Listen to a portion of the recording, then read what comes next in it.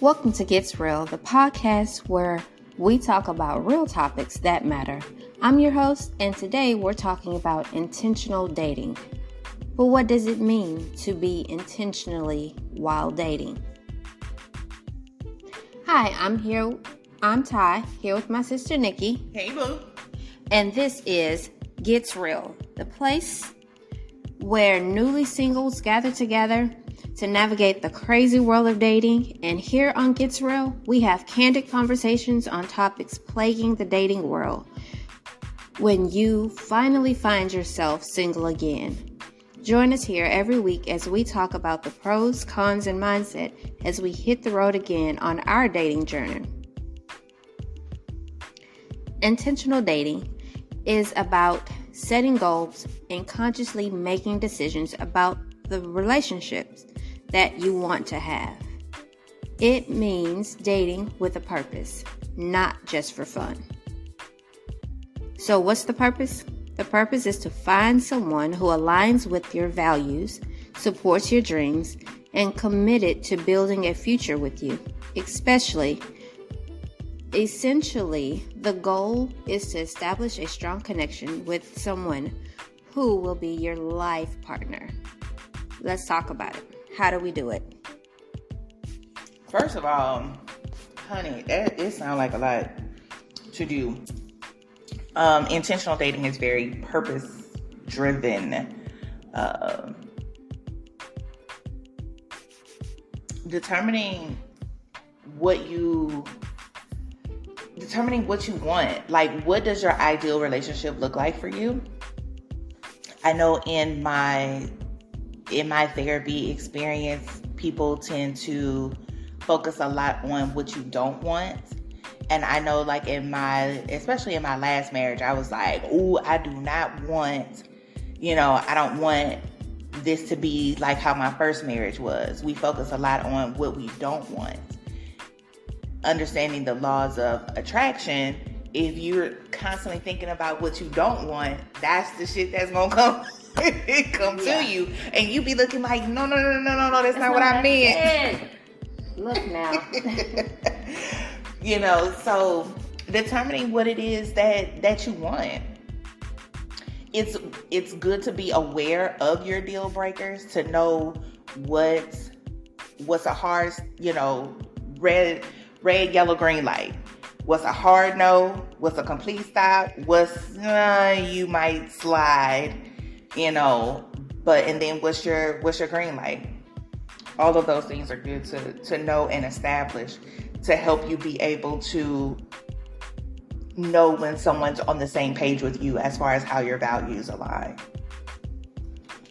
Right. I feel like a lot of times we do focus on what we do want and never fill out those kinks of what it is we do want.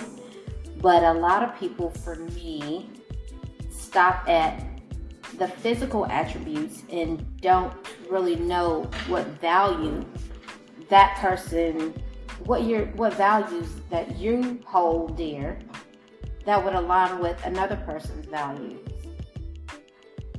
So I would agree. My therapist had me take a values evaluation where it asks you different, a series of questions like any other, maybe like a personality test or something that you would take. But it talks about how you would rank certain things, that are considered to be values. And it was insightful for myself. So I know that integrity and honesty are things that are of significant value to me. So I shouldn't be paired with somebody who has an integrity problem. If you have a problem with keeping your word, if you have a problem with being honest, if you have a problem with showing up, sir, I'm not the person. yeah. I'm not the person. I'm going to bid you farewell, and may the odds forever be in your favor. That you find what it is that you're looking for. That's somebody that's going to more, how do I want to say it? Better, there we go. Better align with what you're doing. Yeah, I feel like a lot of people go out there and have dates just to be running, meeting people without taking into the account of how and where you want another person to even fit into your life. So if you running around and you ain't never at home and you doing X, Y, Z, you got 10,000 things on your calendar to do. How much time and effort do you expect wanting someone else to come into that space?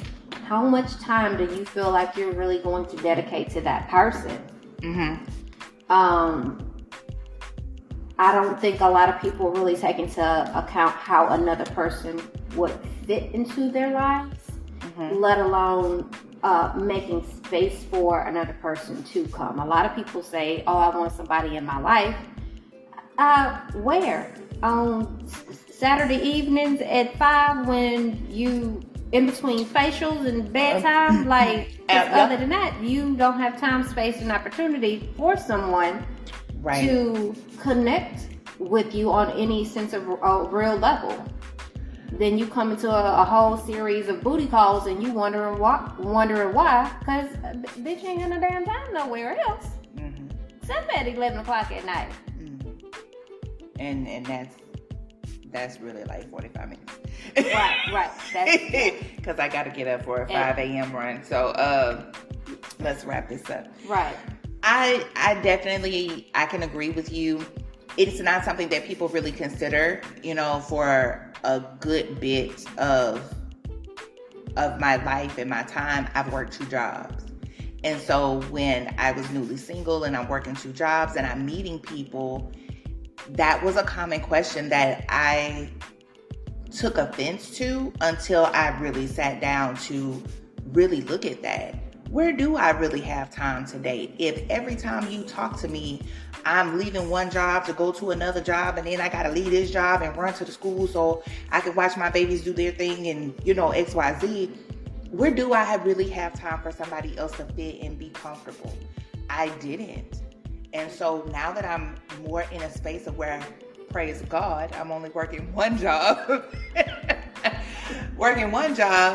It's like, okay, now I have the time and space for somebody. I also have time and space for my relationship with myself. Right. And so that is, man, ladies and gentlemen, having a solid relationship with yourself really makes intentional dating easier. That's a major key. Yeah. Because you are very familiar with yourself. You know what your comfort levels are as far as, you're not out here just absolutely having to have somebody fill space. Right. And that's a key thing with intentional dating. What the purpose in which that person will serve. If they're just there to fill a space, fill a hole, fill a time slot, nobody wants to be treated like that.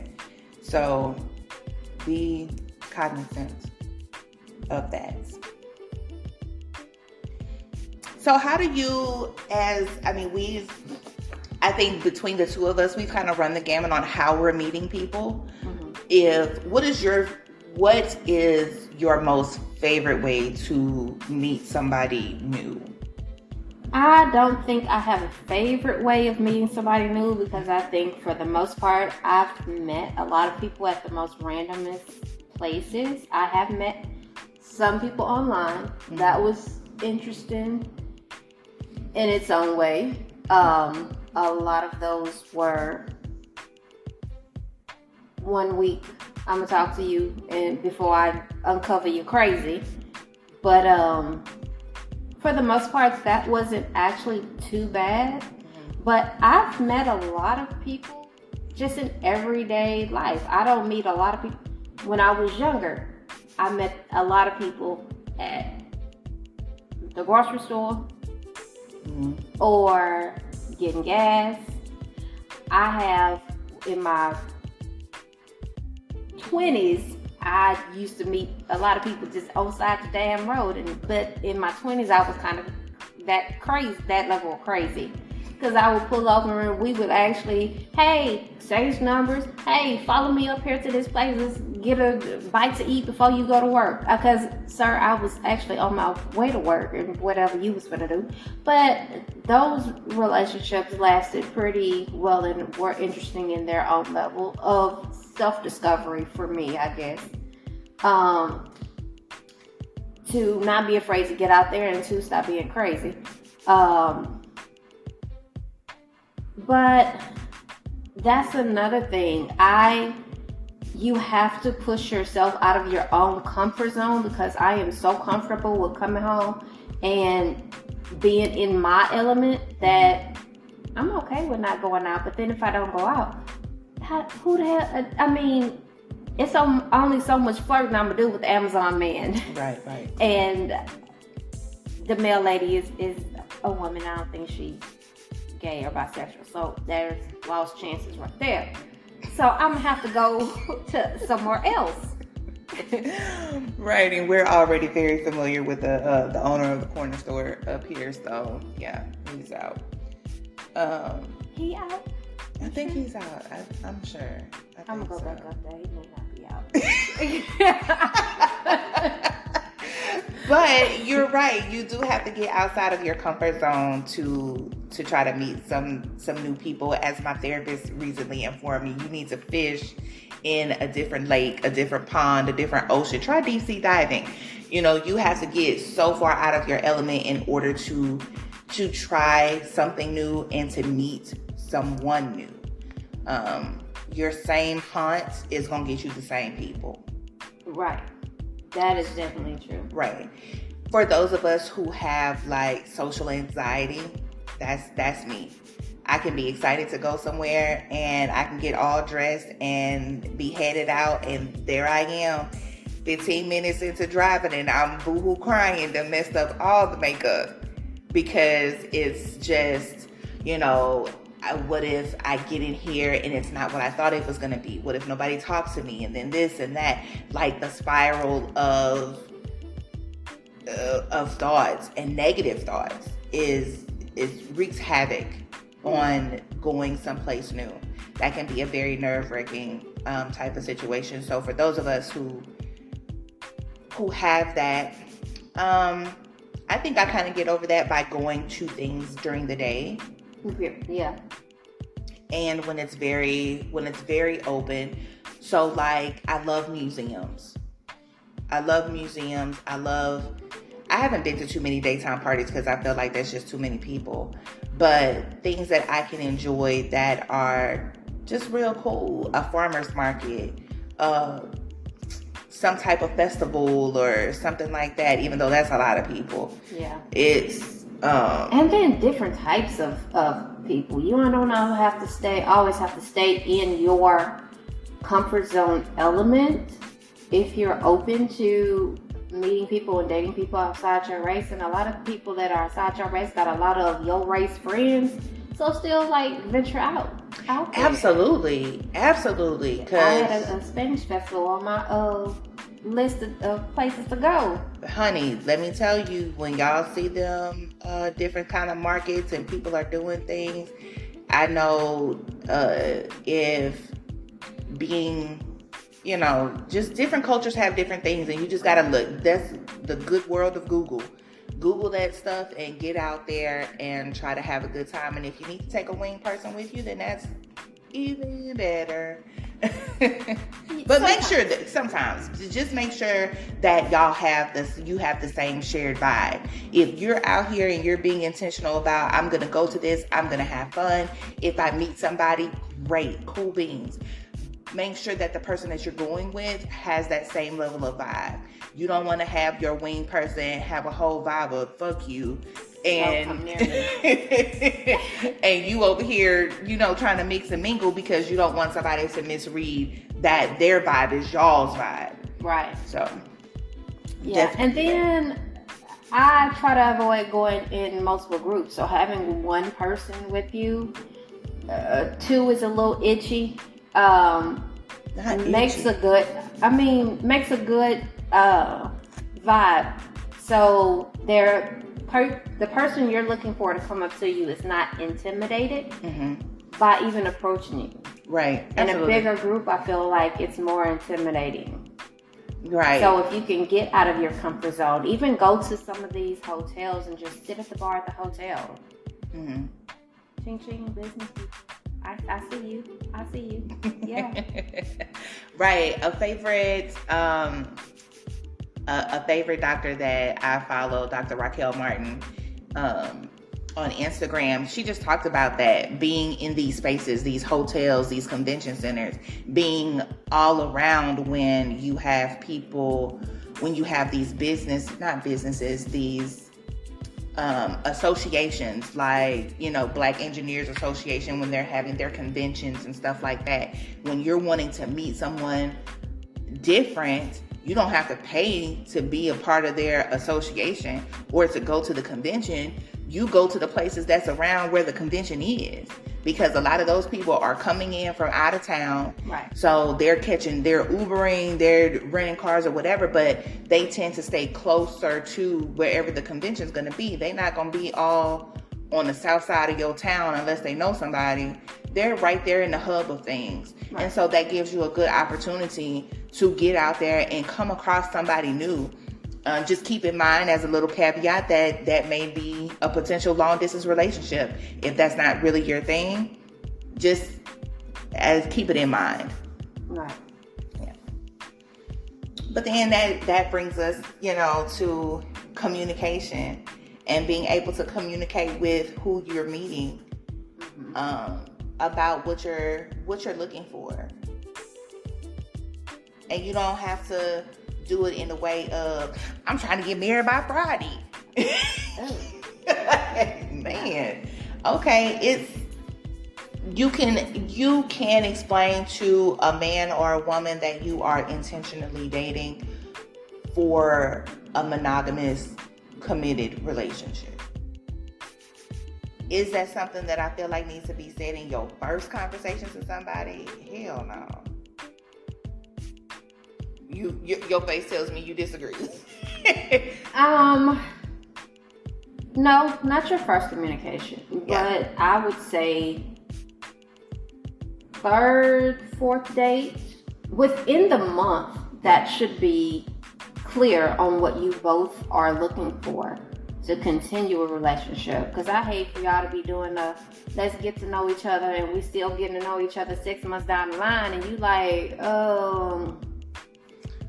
time is ticking, broski. Look, baby, Right. So yeah, that is a very important thing. Communication is always key in building anything that you're looking for. But also, in just talking about it, give it time. Absolutely.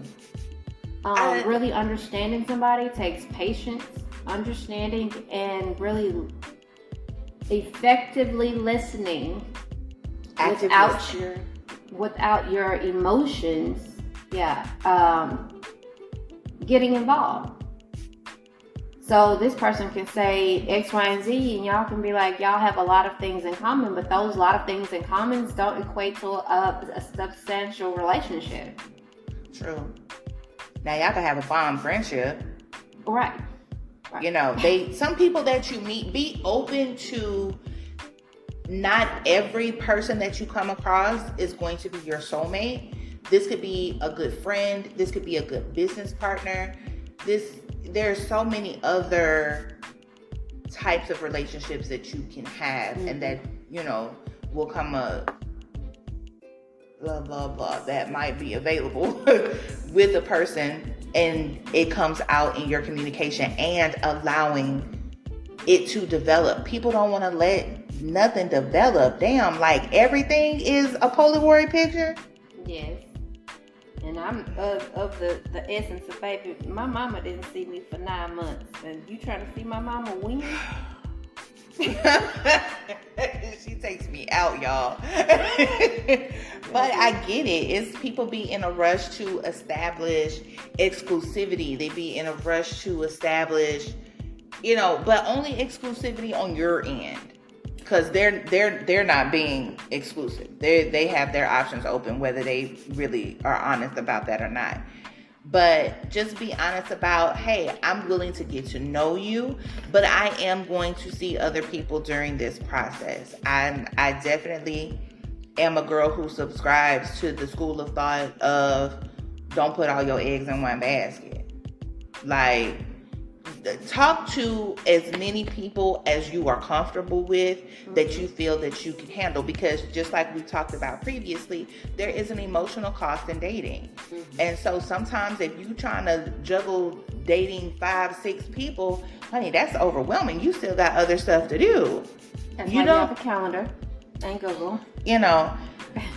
It's just one of those things. So just give things time to develop with a person. And if you're dating 3, 4, 5 people and you feel that you are having more of a connection with 1 or 2 or 3 in a more serious sense, then those other ones can just kind of fall by the wayside and, end that amicably, and then do your focus, your mini focus group.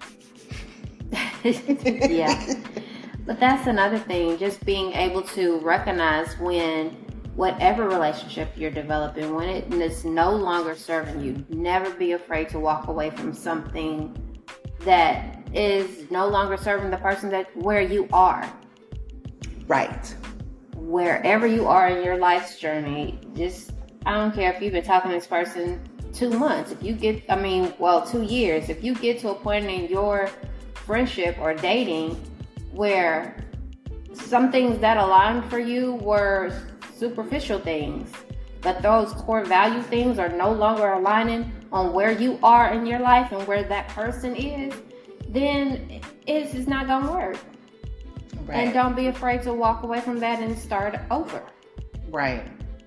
A lot of people feel like they don't want to start over because it's just like, oh, I've invested all of this time. I've invested, we've gone through so many things. You can't,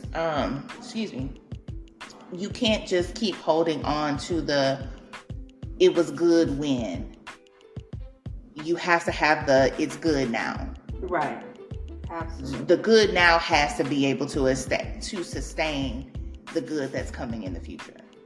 Right.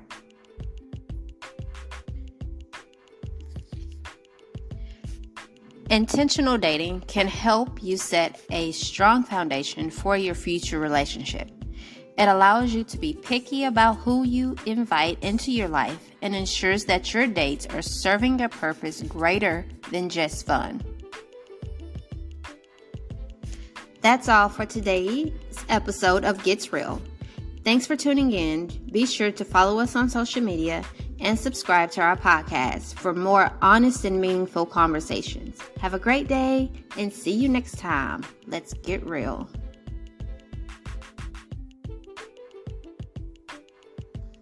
Don't forget to grab the Little Black Book on our website to help you navigate your values and goals while staying organized during your dating experience. Want to join in on the conversation? Leave us a message and follow us on Instagram at XOXO_on-the-go, where you'll find helpful tips, dating ideas for you on your dating journey. Want to join in on the conversation? Don't forget to subscribe and leave us a comment or a topic that you'd like to discuss as we navigate dating together.